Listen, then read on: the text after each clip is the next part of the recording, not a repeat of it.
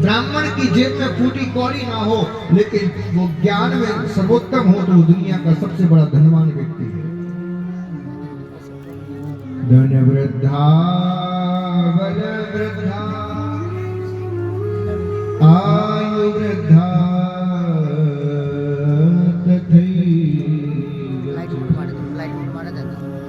ते सर्वापि ज्ञान वृद्धाश्च किंकिरा शिष्य किंकिरा। कोई धन में बड़ा हो, कोई बल में बड़ा हो, कोई आयु में बड़ा हो, ये बड़े नहीं हैं। बड़ा कौन है? ते सर्वापि ज्ञान वृद्धाश्च, जो ज्ञान में बड़ा है वो सबसे बड़ा है। इसलिए अपनी अपनी संपत्ति को आप पहचानिए। सुमति कुमति ही सुनीति और सुरुचि है, नाम बदल दिया बस। आप जब भी कोई काम करते हो ना, तो आपके सामने दो विचार आते हैं, इसको करूं या ना करूं। ये दो विचार ही सुमति और कुमति हैं, सुनीति और सुरुचि हैं। और दोनों विचारों को एक एक फल की भी प्राप्ति होती है। वो फल है उसका संतान। जो सुनीति की बात को मानता है, यानी कि जीवन भर नीति के अनुसार जीवन जीता है, शास्त्र के अनुसार जीवन जीता है, उसके जीवन में फल के रूप में सत्य प्राप्त होता है, ध्रुव प्राप्त होता है। और जो सुरुचि यानी कि अपनी मनमानी करता है, वो जीवन भर उत्तम व्यक्ति चाहता है, उत्तम वस्तु चाहता है। उत्तम का अर्थ है पैकेजिंग अच्छी हो, माल कैसा भी हो, बाहर से देखने में अच्छा हो, अंदर कैसा भी हो, उत्तम होना चाहिए। अच्छी गाड़ी, अच्छा बंगला, अच्छी पत्नी, देखने में बढ़िया हो बस। क्वांटिटी से मतलब होता है, क्वालिटी से नहीं। लेकिन हम एक ही बात कहते हैं, एक रोटी खाओ लेकिन अच्छी खाओ।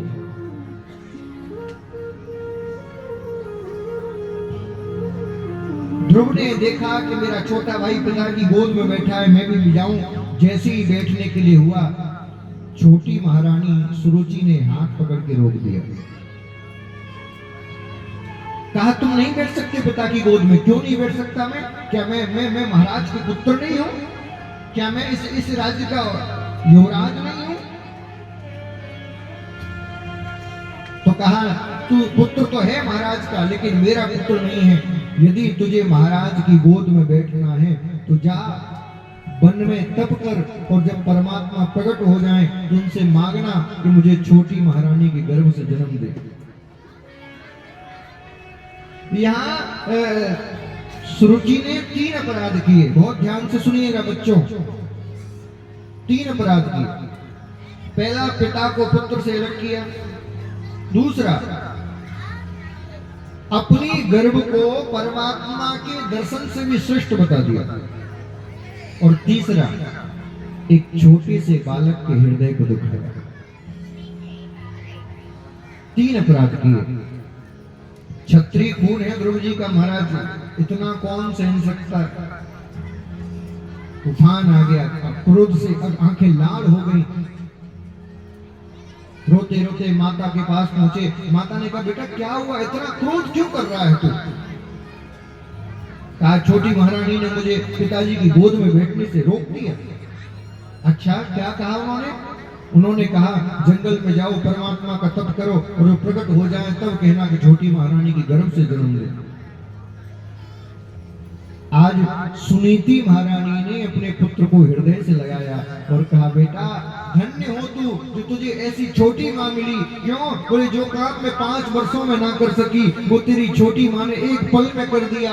अरे तू यदि चाहता तो इस हाड़ मास के पुतले की गोद में बैठ पाता, लेकिन तेरी छोटी माँ ने तो परम पिता परमात्मा की गोद में बैठने का आदेश दे दिया। जा उस सृष्टि के पिता की गोद में बैठने का क्या? अब तू घर मत रहना, तू जा। धन्य हो उस माँ को जो 5 वर्षीय बालक को भेज दिया जंगल। सुनिए माताओं, इस भारत की बागडोर आप माताओं के हाथ में है। आप चाहो तो अपने बालक को राम बना सकती हो और आप चाहो तो अपने बालक को रावण भी बना सकती हो। आपके अंदर वो योग्यता है कि आप अपने बालक को कृष्ण बनाना है या कंस बनाना है। भारत के बालकों का भविष्य माताओं के हाथ में है। माँ का काम है बच्चे को संस्कार देना, माँ का काम है बच्चे को बलवान, वीर्यवान, ज्ञानवान बनाना, और पिता का काम है बच्चे को धनवान बनाना, उसको व्यापार की शिक्षा देना, समाज की शिक्षा देना, ये पिता का काम है। यदि बेटा संस्कारहीन है तो उसमें माँ की गलती है, माँ ने संस्कार नहीं दिए। जरा माताएं हाथ उठा के बताओ किस किस की संतान है। बच्चे किस किस के, हाथ उठाना जरा, उठाओ अच्छे से, उठाओ अच्छे से। अरे हम वृंदावन थोड़ी ले जा रहे, तुम्हारे छोरा छोरी को अच्छे से उठाओ। सबके कितने कितने? हाँ, मैया कह रही है 10, दोनों हाथ उठाई, 10 है, कम ही है। एक और हो तो पूरी टीम है जाती क्रिकेट की। कितने? हाँ, 3, 2, हम 2, हमारे 2। अरे सबकी सब कंजूस हो गए। 2 से क्या होता है? कुछ होता है क्या? हमारी सनातन में पद्धति थी कि जब कोई गर्भवती स्त्री अपने आचार्य के पास आशीर्वाद लेने जाती तो आचार्य आशीर्वाद देते थे, अष्टपुत्रा भव, 8 पुत्रों की माता बनो। क्यों महाराज, 8 की क्या जरूरत है? बोले आज की स्थिति क्या है, ले दे के 1 या 2। अब तुम्हारी 1 संतान होगी तो ना तुम उसको फौज में भेजोगे, ना देश की समाज की रक्षा करने के लिए भेजोगे, ना समाज सुधार करने के लिए भेजोगे, ना बाबा जी बनने दोगे, ना भजन करने दोगे। उससे क्या कहोगे, इंजीनियर कर ले, डॉक्टरी कर ले, पैसा कमाओ, घर ला के दे, है ना?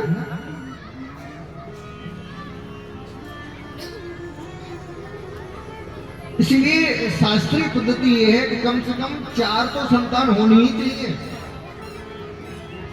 एक अर्थ के लिए, एक धर्म के लिए, एक काम के लिए और एक मोक्ष के लिए 4 संतान तो आपके घर में होनी चाहिए। एक बेटा से कहो तू व्यापार कर, घर की गरीबी को मिटा, संपत्ति इकट्ठी कर, धन कमा। दूसरे बेटे से कहो जाओ बेटा तुम समाज की बुराइयों को समाप्त करो, समाज की उन्नति के लिए काम करो, सामाजिक कार्यकर्ता बनो, समाज के सेवक बनो। तीसरे बेटे से कहो जाओ बेटा तुम देश की रक्षा के लिए अपने प्राणों की बलिदान देने के लिए तैयार हो जाओ, तुम्हें देश की रक्षा करनी है।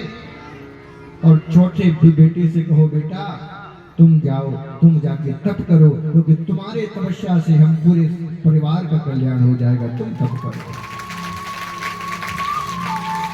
अब ले दे के कितना है? 1 महाराज। वहां से तप कराओगे, वहां से कहोगे पैसे कमा के लाओ। इसलिए कम से कम कितना होना चाहिए? जोर से कहो। हाँ, कई लोग सोच रहे होंगे महाराज पहले आ जाते तो सोचते भी, अब क्या रखा, चिड़िया चुप गई, तब बड़ा पहाड़ या कुछ नहीं होता। कोई बात नहीं, नंद बाबा के 80 वर्ष की उम्र में कृष्ण हुए, तुम भी सोच सकते हो।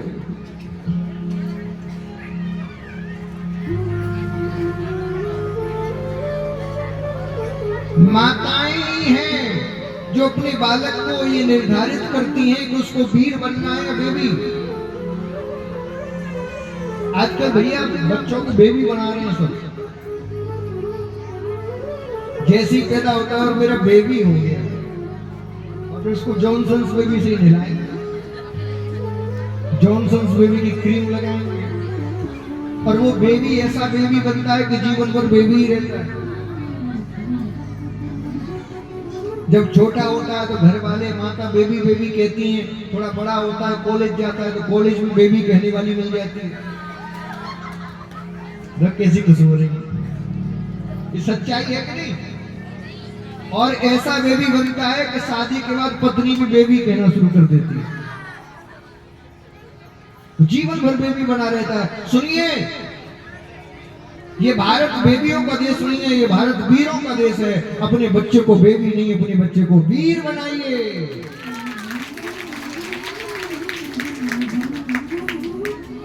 बचपन में बच्चों को ज्यादा केयर कर मत करिए, उसको कहिए थोड़ा मिट्टी में खेल, क्योंकि जब मिट्टी में खेलेगा तो उसके अंदर रोग प्रतिरोधक क्षमता बढ़ेगी,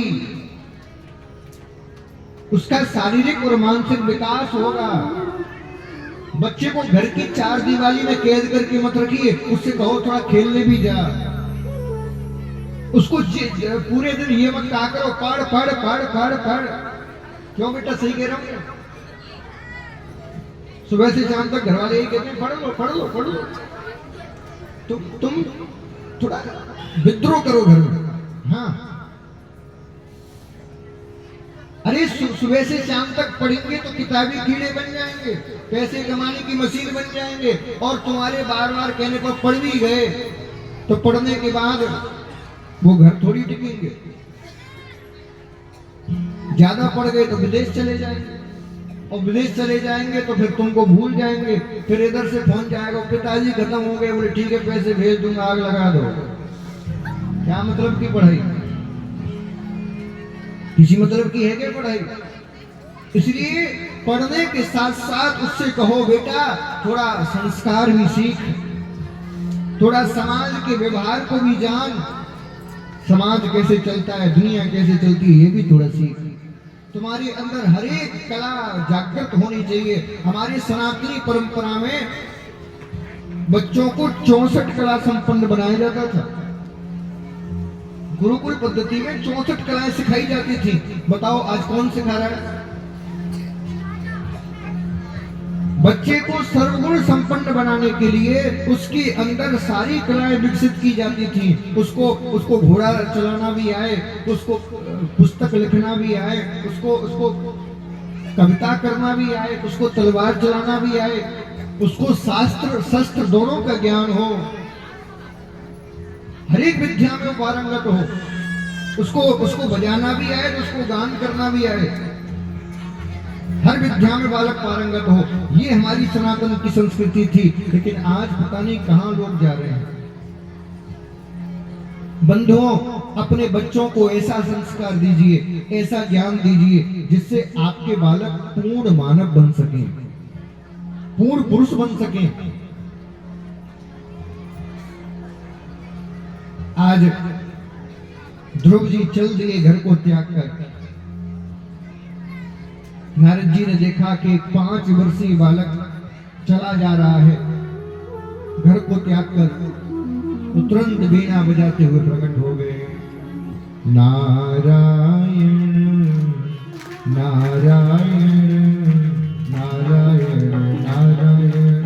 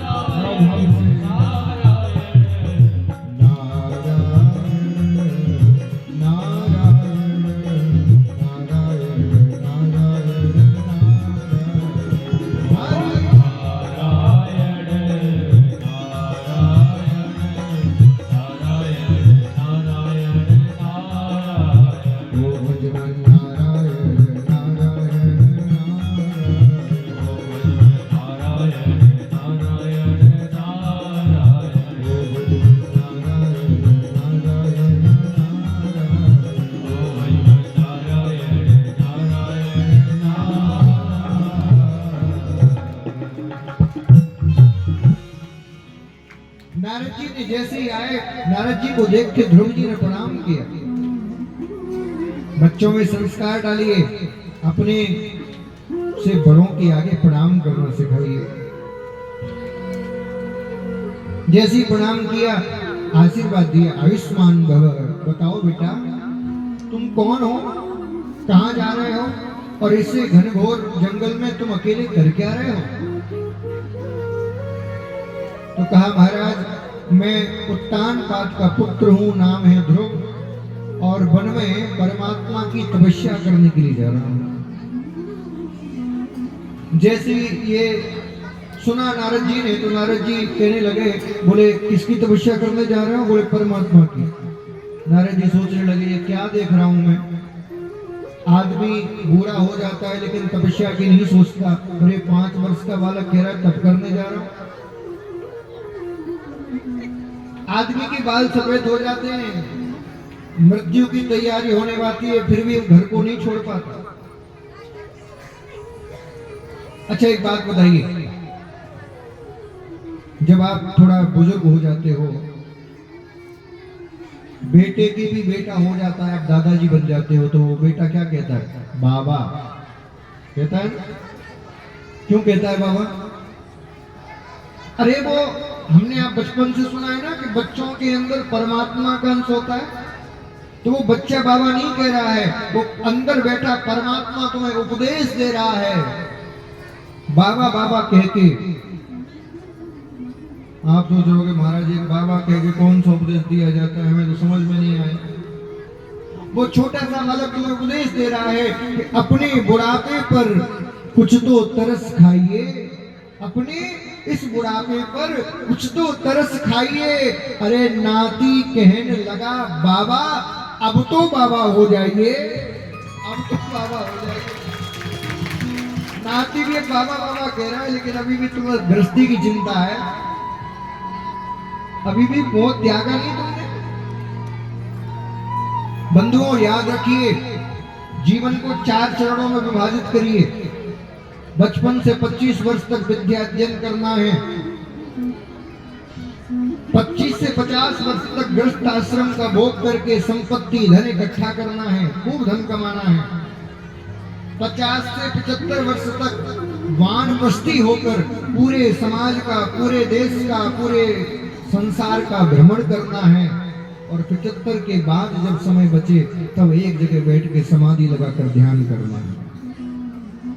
ये नियम है जीवन को जीने का। जीवन भर कथा भी मत सुनिए, जीवन भर यज्ञ भी मत करिए, जीवन भर भजन भी मत करिए।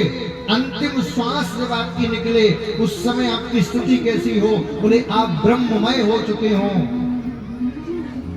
ब्रह्ममय, ब्रह्ममय, और आप में कोई भेद ना रहा हो, तो समझ जाओ आपने जीवन को जी लिया। और अंतिम समय तक केवल कथा सुनते रहे, केवल दान करते रहे, तो गड़बड़ है। जीवन के 4 चरण हैं। परीक्षित जी कितनी उम्र हो गई?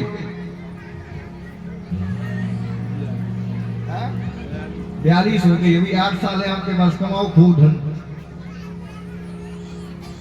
हाँ, क्योंकि 50 के बाद फिर कौन सा नंबर आता है भैया बताओ ना? अरे बिहार वालों बताओ, बच्चों 50 के बाद क्या आता है? जोर से कहो, क्या कह रहे हो? 55, 51, जोर जोर से कहो, जल्दी जल्दी कहो। क्या सुनाई दे रहा है? बार बार कहो, 51, 51, 51, 51, 51। क्या गूंज आ रही है? वो 51 की संख्या तुम्हें बार बार एक ही उपदेश दे रही है। भैया संसार का बहुत बोल लिया, 51, 51, 51, संसार का बहुत बोल लिया, उस एक परमात्मा का वो संख्या भी तुम्हें उपदेश दे रही है। 51 घर में बहुत रह रही है, बन की उठा, घर को त्याग। संख्या फिर क्या कहती है? 52। अरे भैया घर को छोड़, बन को जा।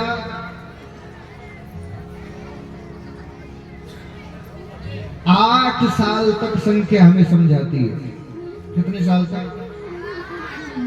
बार बार संख्या कहती है, 57, अरे 8, अरे भैया बन को जा। लेकिन जब 8 साल तक भी हम नहीं मानते तो वो संख्या हमको गाली देने लगती है। क्या कहती है? अरे 59, अरे 60, अरे मूर्ख, मैं तुम्हें 8 साल से समझा रही हूँ घर को त्याग दो, इस परिवार में कुछ नहीं रखा, बड़े बड़े आए, बड़े बड़े जोड़ के चले गए, कुछ नहीं मिला, अब त्याग दो, थोड़ा अपने बारे में सोच लो, कब तक घर के लिए परिवार के लिए करोगे? अरे 60, 59, 60, 61।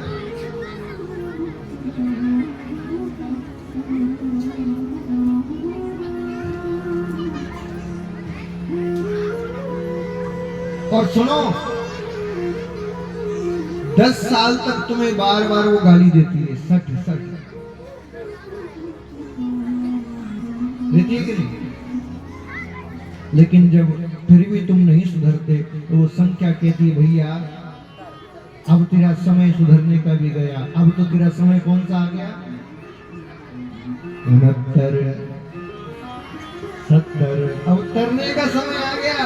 अब तरने का मतलब है मरने का समय आ गया। अब तो सुधर जा। लेकिन महाराज भागवत छोड़ो, हम संख्या से ज्ञान नहीं ले पाते।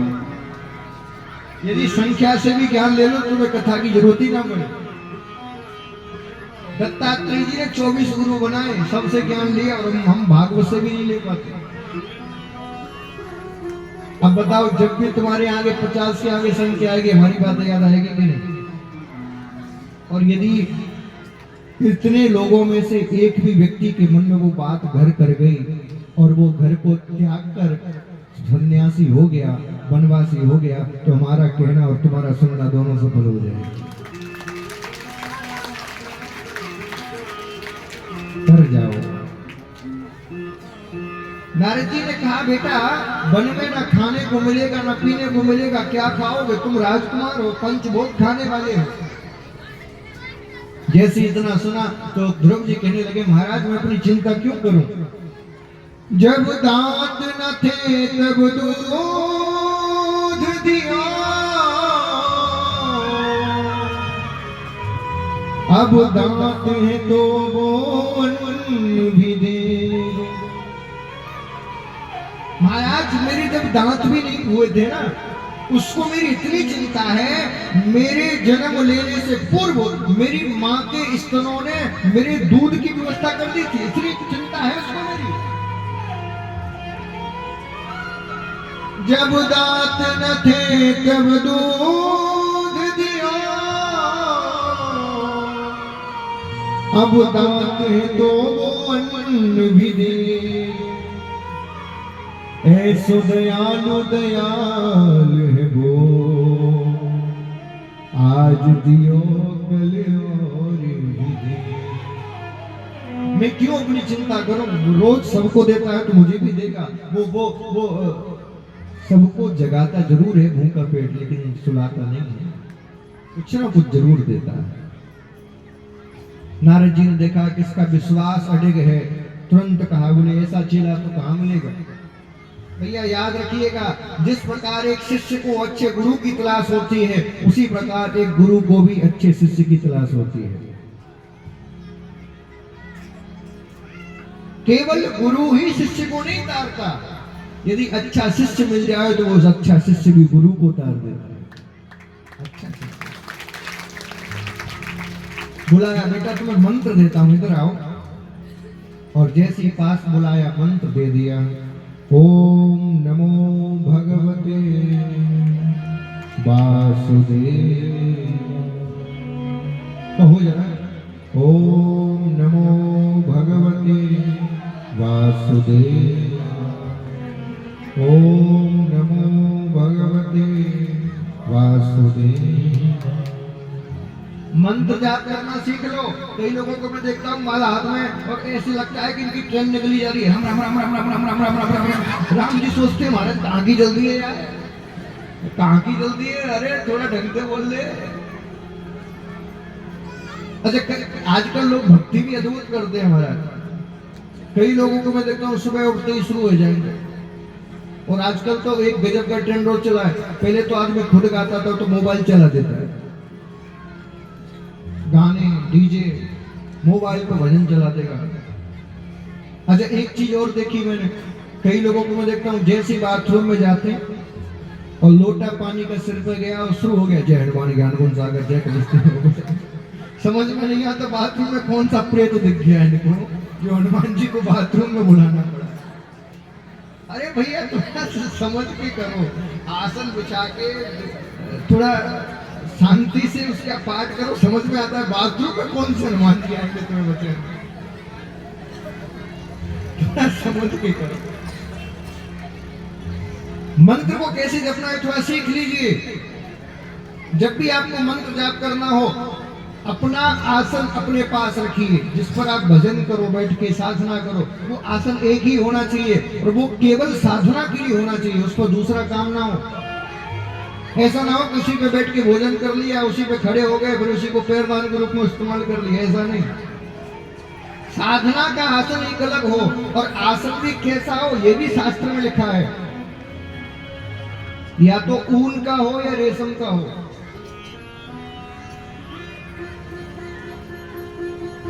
जो सामान्य साधना होती है उनमें ये दो ही आसन प्रयोग किए जाते हैं, या तो ऊन का या रेशम का। वैसे तो बाघांबर भी उपयोग होता है, मृग चर्म भी उपयोग होता है, लेकिन वो तांत्रिक साधनाओं के लिए है। गृहस्थी को ऊन या रेशम के आसन पर ही बैठना चाहिए। अच्छा उसमें भी अलग अलग भेद, कौन सी साधना कर रहे हो, किस देवता की कर रहे हो तो किस कलर का आसन हो, पीले कलर का हो कि काले का हो कि लाल का हो, पूरी पद्धतियां हैं। आप माला का प्रयोग कर रहे हो तो माला कैसे जपनी चाहिए, कौन सी माला होनी चाहिए, कितने दाने की होनी चाहिए, उसको जपने का विधान क्या है। बिना विधि से करोगे तो कुछ नहीं मिलेगा जीवन में। मंदिर जाते हो ना, कौन कौन जाता है मंदिर, बस इतने से ही। हमारे मंडला जी इतने मंदिर बना रहे, क्या होगा उनका, देखने के लिए थोड़ी बना रहे, वो आप सब लोगों के लिए बना रहे।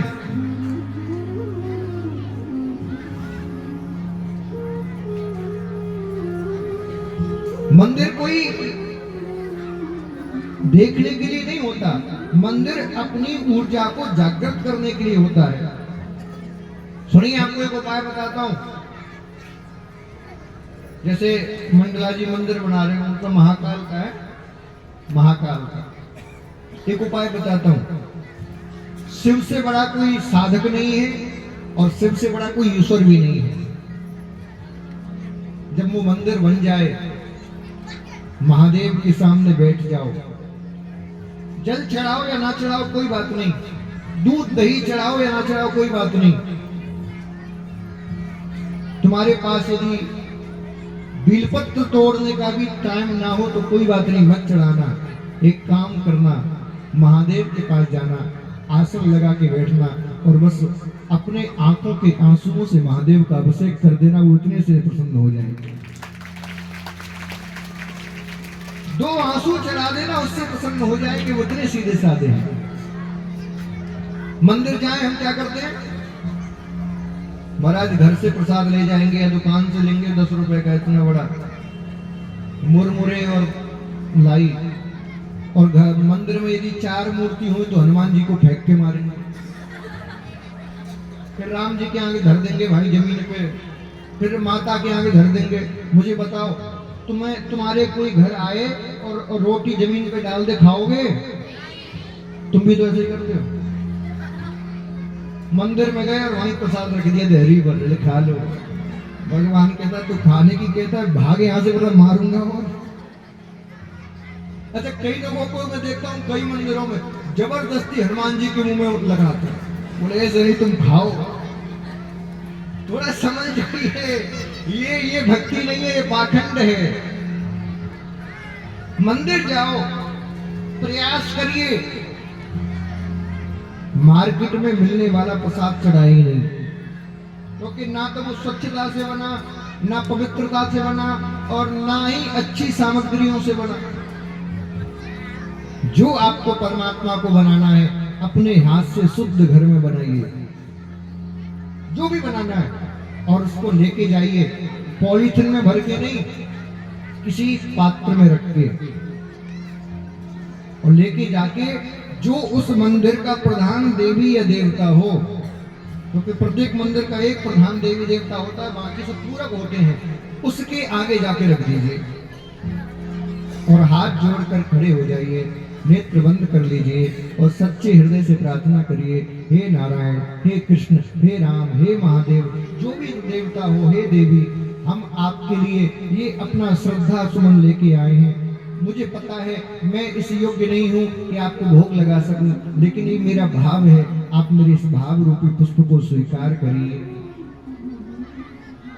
जब आप ऐसा कहोगे तो भैया एक दिन वो आएगा कि वो राम, वो कृष्ण, वो नारायण प्रकट होकर तुम्हारे प्रसाद को पाएगा। करो तो सही, बिना करे थोड़ी होता है। अब तुम ससुराल जा रहे हो तो काजू कतरी लेके जा रहे हो, और मंदिर जा रहे हो तो कह रहे हो 5 रुपए का प्रसाद दे दो। ठाकुर जी कहेंगे रुक जा, मैं तेरी ससुराल से भी ज्यादा गिरा हूं। ससुराल वालों को काजू कतली और मुझे डालडा वाले लड्डू, ये नहीं चलेगा। हाँ, परमात्मा को अपनी श्रेष्ठतम वस्तु अर्पित करनी चाहिए। कौन सी वस्तु? जो हमारे पास सबसे श्रेष्ठ हो वो। लेकिन हम क्या करते हैं? श्रेष्ठ नहीं करते, सबसे जो बेकार होती है वो देते हैं। कई लोगों को देखता हूँ मंदिर में जाके ऐसा पैसा चढ़ाएंगे जो पूरी बाजार में ना चले, यही दान पात्र स्वाहा, ऐसा नहीं चलेगा। भगवान कहते हैं तू जैसा देगा मैं भी तुझे वैसे ही दूंगा। फिर तू जो आगे एक पग, मैं पग चलूं 1000। अब तुम डालडा के खिलाओगे तो शुद्ध की आशा मत करना, तुम्हें भी डालडा का ही मिलेगा। इसीलिए मंदिर जाओ तो मंदिर की परंपरा है। सुनिए, पहली बात, जब भी मंदिर जाओ आधुनिक परिवेश में मत जाना। मंदिर जब भी जाओ भैया लोग धोती पहन के जाना, कुर्ता नहीं भी पहना तो ऊपर से कचरा डाल जाओगे, बस कोई जरूरत नहीं कुर्ते की। माताएं बहनें जाएं साड़ी पहन के जाएं, सूट पहन के जाएं, और एक विशेष बात, सर ढक के जाएं, जुल्फों को लहराते हुए नहीं, सर ढक के जाएं मंदिर। भैया लोग भी प्रयास करें, यदि सर ढक के ढका हुआ हो तो ज्यादा अच्छा है। और मंदिर जाकर क्या करें? सबसे पहले प्रयास करिए कि नंगे पैर जाइए, क्योंकि ज्यादातर होता है कि हम चप्पल पहन के जाते हैं, ज्यादातर पूरा ध्यान चप्पलों पे होता है, कोई लेना जाए। आरती होती है, जय जगदीश हरे स्वामी, जय जगदीश हरे। फिर चप्पलों की तरफ देखते हैं, भक्त जनों के संकट मुरली वाला दूर करे। फिर आरती होती, मात पिता तुम मेरे, जूते तो नहीं तुम ठाकुर मेरे। ठाकुर जी कहते हैं मैं ठाकुर हूं, तेरे जूते ठाकुर है।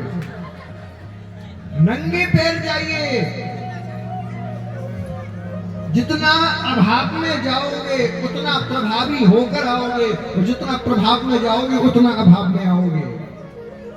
इसलिए परमात्मा के पास जाओ तो खाली होकर जाओ, भरे हुए होके जाओगे तो भरे हुए घड़े में जल नहीं आता साहब, खाली होकर जाओ। अपनी संपत्ति को त्याग कर जाओ, अपने अहंकार को त्याग कर जाओ, समर्पित होकर जाओ। और जाकर क्या करें? सबसे पहले मंदिर के द्वार पर घंटी लगाई जाती है, उस घंटी को बजाओ एक बार बस।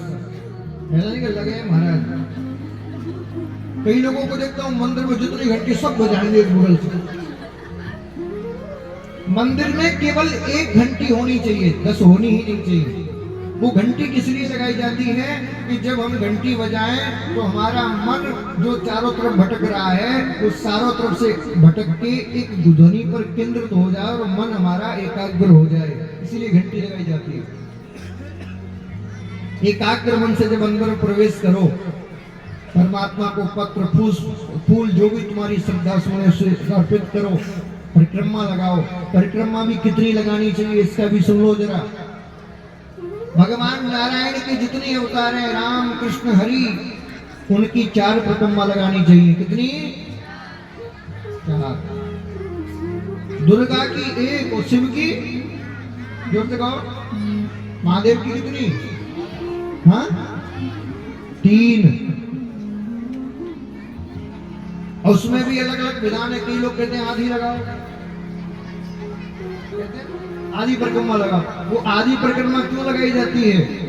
शिव पर हम अभिषेक करते हैं तो जल टपकता है कि नहीं, तो वो जल पर हमारा पैर ना पड़े, जल को लांगना ना पड़े, इसलिए आधी परिक्रमा का विधान बनाया। लेकिन जिस मंदिर में अंडरग्राउंड वाटर निकलने की सप्लाई हो, वहां पूरी पूरी तेल लगाओ, फिर आधी की जरूरत नहीं है। रूढ़ीवादी मत बनो, समझदार बनो। जागो ग्राहक जागो। ध्रुव तपस्या करने गया है, और जैसी तपस्या करने गया तो सीधा कहां गया? मधुबन में। हम मंत्र जाप कैसे करेंगे? ध्रुव से सीखिए। तपस्या कैसे करेंगे? ध्रुव से सीखिए। सनई सनई बढ़ाओ अपने तप को। मधुबन में गया और नेत्र बंद करके अपने ध्यान को एकाग्र किया, श्वासों को जीता, आसन को जीता, और श्वासों को आसन को जीतने के बाद मंत्र जाप शुरू किया। मंत्र कैसे जपना है सीख लो। कमर सीधी करो, करो कमर सीधी। मंत्र जाप करना सिखाता हूं तुम्हें। हाथों को इस प्रकार ध्यान की अवस्था में लाओ, अपने घुटनों के ऊपर रखो, कमर को सीधी करो,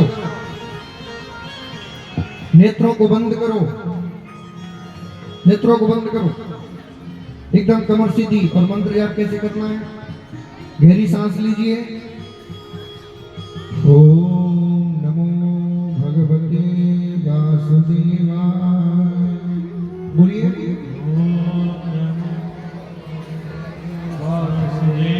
एक साथ सब गहरी सांस लीजिए। ओम नमो भगवते वासुदेवाय। ओम नमो भगवते वासुदेवाय। ओम नमो भगवते वासुदेवाय। ओम नमो भगवते वासुदेवाय। ओम नमो भगवते वासुदेवाय। ओम नमो भगवते वासुदेवाय। ओम नमो भगवते वासुदेवाय। ओम नमो भगवते वासुदेवाय। ओम नमो भगवते वासुदेवाय। ओम नमो भगवते वासुदेवाय। इस प्रकार आपको मंत्र का जाप करना है। वो जल्दी वाला नहीं। जिस रफ्तार से, जिस गति से आप मंत्र का जाप करोगे वैसे ही तुम बन जाओगे। शांत भाव से मंत्र का जाप करोगे तो तुम्हारा मन शांत हो जाएगा, और चंचल प्रवृत्ति से करोगे तो तुम्हारा मन चलायमान हो जाएगा। इसलिए शांत भाव से इतना डूब जाओ, इतना डूब जाओ मंत्र जाप करते करते। एक बार ओम नमो भगवते वासुदेवाय कहने में तुम्हें 5 मिनट लगे, इतना डूब जाओ तो वो मंत्र जाप है। और मंत्र जाप करते करते करते करते इतना आपकी साधना बढ़ जाए कि ओम से आगे बढ़ ही ना पाओ, ओम पर ही अटके रह जाओ। वो श्रेष्ठ साधना है। ध्रुव जी ने मंत्र जाप शुरू किया। पहले महीने केंत के फल खाए, 3 दिन में एक बार एक केंत का फल खाते, भजन करते। दूसरे दिन में जब दूसरा महीना आया तो 6 दिन में एक बार सूखे पत्ते खा के भजन किया। तीसरे महीने में पत्ते खाना भी छोड़ दिया। 9 दिन में एक बार जल पीते, 9 दिन में एक बार। और जैसे ही चौथा महीना आया जल पीना भी बंद कर दिया। अब 12 दिन में एक बार श्वास लेते हैं बस। 5वां महीना लगते लगते तो श्वास लेना भी बंद कर दिया। अपने प्राणों को ब्रह्म ग्रंथ में स्थापित कर लिया। अंगूठे के बल खड़े हो गए, इतना दिव्य तेज। और तप शुरू कर दिया। प्रणव का उच्चारण करके ध्यान को लीन कर दिया उस परमात्मा ने। ऐसी तपस्या देखी तो परमात्मा से भी रुका नहीं गया। और आज गरुड़ को भी छोड़कर कृष्ण पधारे, नारायण पधारे। लेकिन ध्रुव तो तपस्या में लीन है। भगवान ने अपनी दिव्य छवि को ध्रुव के हृदय से खींचा और जैसे ही हृदय से खींचा ध्रुव ने नेत्र खोले। क्या देखते हैं? सामने चतुर्भुज नारायण दिव्य रूप में विराजमान है। बन वृंदावन बिहारी लाल की। जैसे ही ध्रुव ने देखा, देखता रह गया महाराज। क्या कहे, 5 वर्ष का बालक। भगवान समझ गए कि ये थोड़ा बालक है, ज्ञान नहीं है इसको। अपना शंख कपोल से स्पर्श किया और जैसे ही कपोल से शंख स्पर्श किया, वेद वेदांत का ज्ञान ध्रुव को प्राप्त हो गया। योऽन्तः प्रविश्यमोवाच मिमां प्रसुप्तां सञ्जीवयत्खिलः शक्तिधरः सुधाम्नाम् अन्यास्तहस्तचरणश्रवणत्वगादीन् प्राणान् नमो भगवते पुरुषाय तुभ्यम्। दिव्य स्तुति आज ध्रुव जी ने गाई है और स्तुति गाते गाते ध्रुव जी प्रणाम करते करते भगवान से कह रहे, प्रभु देखो ध्रुव आज भगवान से कह रहा है, जरा हम भी भगवान से कहें और प्रणाम करते करते यही परमात्मा से कहें। बोले प्रभु हमारे अंदर जो लगन लगी है, लागी लगन, इसको तुम तोड़ना मत। आप भी सब मेरे साथ कहना जरा, और यही समझना कि ध्रुव जी हमारे सामने खड़े हैं और हम उनके साथ परमात्मा से विनती कर रहे हैं। लागी लगन मत तोड़ना, कहो ना, लागी, एक साथ गाओ। लागी लगन मत तोड़ना हो,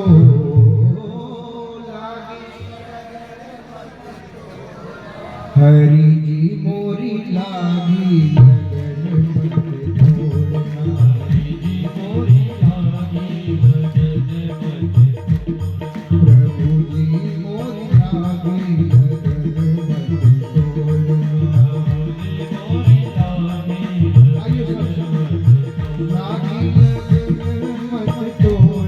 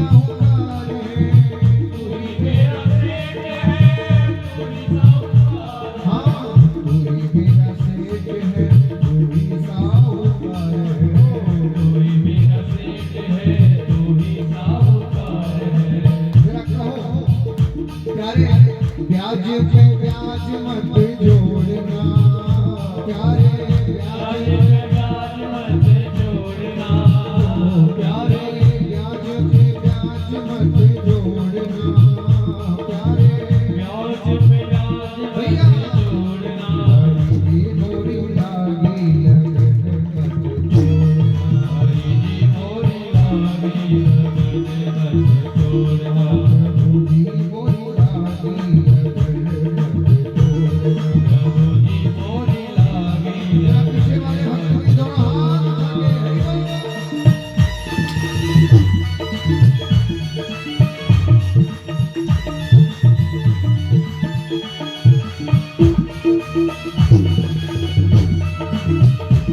वृंदावन में हरिलाल की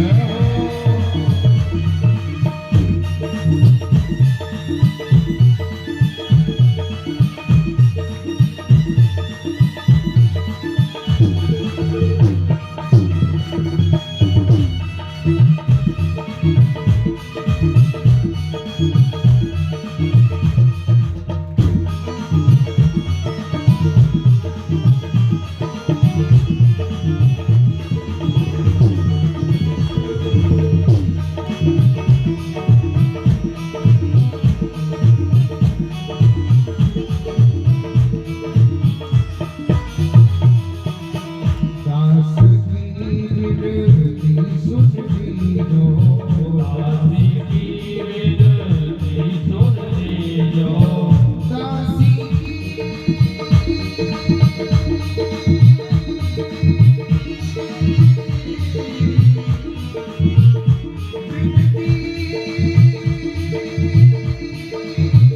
सुन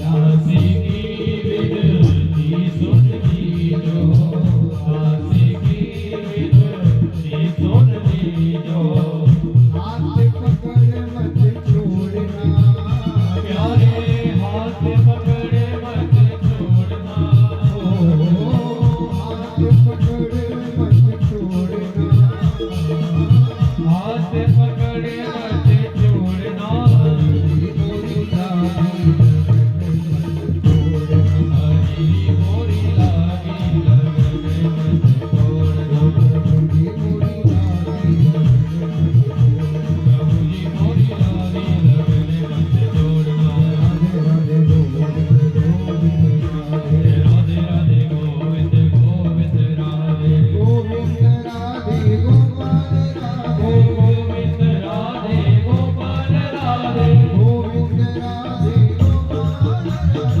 गोविंद राधे गोपाल राधे, गोविंद राधे गोपाल राधे गोविंद राधे गोपाल राधे, गोविंद राधे गोपाल राधे, राधे राधे गोविंद गोविंद राधे राधे राधे गोविंद गोविंद राधे, राधे राधे गोविंद गोविंद राधे राधे राधे गोविंद गोविंद राधे, गोविंद राधे गोपाल राधे गोपाल राधे, जरा तुम भी तो आवाज निकालो, केवल हम ही हम चिल्लाते रहे। अरे तुम भी तो भोजन करके आते हो। गोविंद राधे कितने बजे के सुनी सी आवाज, हमारे पास इतनी आवाज तो एक बंदर भी कर लेता है। गोविंद राधे गोविंद राधे पीछे वाले क्या मौन बंद में लेके गोविंद राधे गोविंद राधे मेरे गोविंद राधे मेरे गोविंद राधे गोविंद गोविंद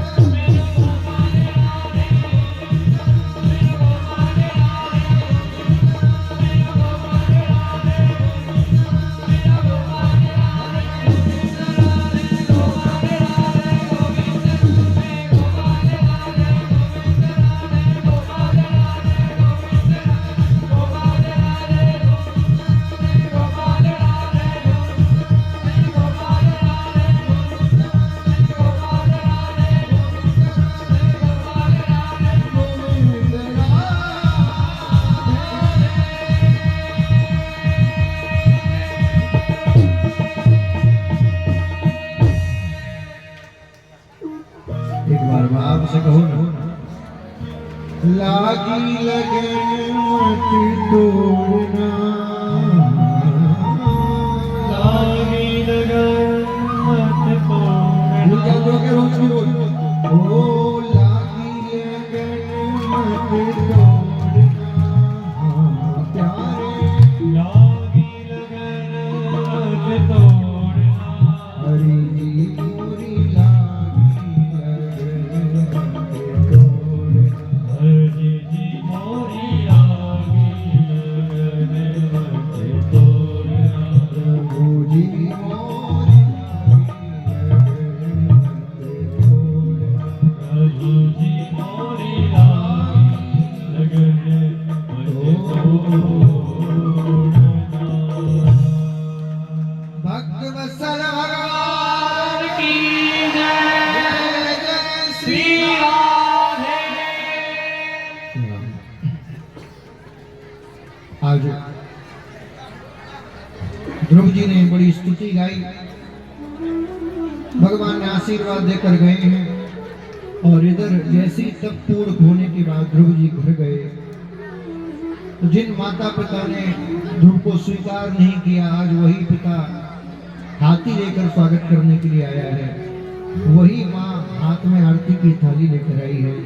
और क्यों ना आए महाराज, जा पर कृपा राम की होई, ता पर कृपा करे सब जो। जिस पर एक बार गोविंद की कृपा हो जाए, संपूर्ण संसार उसका हो जाता है। ध्रुव जी ने कई हजार वर्षों तक राज्य किया, और राज्य करने के बाद ध्रुव को ध्रुवलोक प्राप्त हुआ है। आज भी ध्रुव जी ध्रुवलोक में राज्य कर रहे हैं। हम सभी मौन होकर सुने, वृंदावन में हरिलाल की। 24 घंटे में से केवल 4 घंटे होने थे। जितनी बात कर दी है 20 घंटों में करके आया करो। यहाँ तो मौन होकर बैठा करो, और ऐसे मौन नहीं हुआ जाता तो रसगुल्ले लाया करो साथ में। ये एक रसगुल्ला मुख में रख दिया तो बोल पाओगी नहीं, मौन ही रहना पड़ेगा। अब एकदम शांत भाव से सुनिए। ध्रुव जी के ही वंश में आगे एक से प्रतापी राजा हुए, एक राजा हुए जिनका नाम था पृथु। बहुत आपको ज्ञान वाली बात बता रहा हूं, सुनिए। राजा का नाम था क्या? पृथु। पृथु महाराज के राज्य में बहुत बड़ा अकाल पड़ा। इतना अकाल पड़ा, इतना अकाल पड़ा कि वृक्ष सूखने लगे, नदियां सूखने लगी, चारों तरफ हाहाकार मच गई, लोग भूख से मरने लगे। तब पृथु महाराज ने क्रोध में आके और धरती को जोतना शुरू किया। ये जो खेती होती है ना, खेती, आप सब लोग खेती करते हो ना, ये खेती करने की प्रथा पृथु महाराज से शुरू हुई। पहले कोई खेती नहीं करता था। जो जंगलों से फल मिल जाए, जो अनाज जहां अपने आप उग जाए, उसी को काट के खाते थे। कोई खेती नहीं करता था। यानी कि पृथ्वी, धरती जो स्वतः देती थी उसी को स्वीकार करते थे, अपनी तरफ से कुछ नहीं उगाते थे। ये बगीचे लगाने का काम, ये खेती करने का काम पृथु महाराज ने शुरू किया। और पृथ्वी पर इतनी मेहनत की, इतना हल चलवाया, इतना अपने प्रजा से मेहनत करवाई कि पृथ्वी को उपयोगी बनाकर इस पृथ्वी का नाम ही बदल दिया। पहले इस पृथ्वी को धरती कहते थे, क्योंकि पृथु महाराज ने इसको उपयोग के लायक बनाया, इसलिए उन्हीं के नाम पर इस धरती का नाम पृथ्वी हो गया। समझ में आया पृथ्वी नाम कैसे पड़ा? आया समझ में? पृथु महाराज के नाम पर इस धरती का नाम पृथ्वी पड़ा। इन्हीं के वंश में आगे ऋषभदेव जी हुए, जिन्होंने जैन धर्म की स्थापना की। इनके 100 पुत्र हुए। ज्यादातर बच्चों को कहा इस संसार में कुछ नहीं रखा, सब व्यर्थ की बातें हैं, तुम जाके बाबा जी हो जाओ। और जो सबसे बड़े पुत्र थे भरत, उनको राज्य दे दिया। भरत राजा बने हैं। जब राज्य कर करके मन भर गया तो भरत भी राज्य को त्याग कर और गंडकी नदी के किनारे तप करने पहुंच गए। बहुत ध्यान से सुनिएगा, क्योंकि ये किसी भरत की नहीं, तुम्हारी कथा है। सुबह से शाम तक तप करते हैं भरत, केवल 2 बार आसन खोलते हैं। एक बार जब प्रातः नित्य कर्म करना हो तब, और दूसरी बार जब संध्या उपासना करना हो तब, स्नान करना हो तब। वरना आसन नहीं खोलते, आसन पर ही बस तप करते रहते हैं। एक बार की बात, गंडकी नदी में खड़े होकर नित्य कर्म करने के बाद सूर्य को अर्घ दे रहे थे। जैसे सूर्य को अर्घ देना शुरू किया, क्या देखा? एक हिरण का छोटा सा बालक बहता बहता और ध्रुव जी के भरत जी के पास आ गया। संत हृदय नवनीत समाना। संतों का हृदय मक्खन के समान कोमल होता है। दया आ गई और दया की वशीभूत होकर उस बालक को अपनी कुटिया में ले आए। अब जो भरत जी सुबह से शाम तक तप करते हैं, अब तपस्या कहाँ महाराज? सुबह से इस बात में लग जाते हैं, इसके लिए हरा हरा चारा लेकर आओ, इसके लिए जल की व्यवस्था करो, इसकी रक्षा की व्यवस्था करो, कोई जंगली जानवर खा ना जाए। जो भरत जी 24 घंटे सुबह से शाम तक तप में लीन होते थे, अब 24 घंटे उसकी सेवा में लग गए। जब वो हिरण का बालक थोड़ा बड़ा हुआ, बहुत ध्यान से सुनिएगा, एक दिन हिरणों का झुंड भरत जी के कुटिया के सामने से निकला। उस हिरण के बालक ने सोचा, मेरी प्रजाति के तो ये लोग हैं, मैं तो किसी दूसरी प्रजाति के लोगों के संग रह रहा हूं। और उसी दिन भरत जी को छोड़ के और चला गया। भरत जी का इतना मोह उस हिरण के बालक से हो गया, इतना मोह हो गया कि उसके वियोग में रोते रोते रोते रोते भरत जी ने प्राण ही त्याग दिया। इतना वियोग। शास्त्र कहता है, अंतमति सुगति। अंतिम समय में जैसी आपकी विचारधारा होगी, अगला जन्म आपको उसी प्रकार का प्राप्त होगा। जन्म जन्म मुनि जतन कराही, अनंत राम कहि आवत नाही। जन्म जन्मांतर तक मुनि अंतिम समय को सुधारने के लिए तप करते रहते हैं, फिर भी अंतिम समय सुधर जाए इसकी कोई गारंटी नहीं है। और हम क्या समझते हैं, पूरे जीवन तो संसार का काम करो, गृहस्थी का काम करो, अंत में बस राम राम कहेंगे हो जाएगा कल्याण। इतना आसान थोड़ी है। इसीलिए आज से ही आदत डालो सत्कर्म करने की। आदत बुरी संभाल ले, बस हो गया भजन। यही भजन है।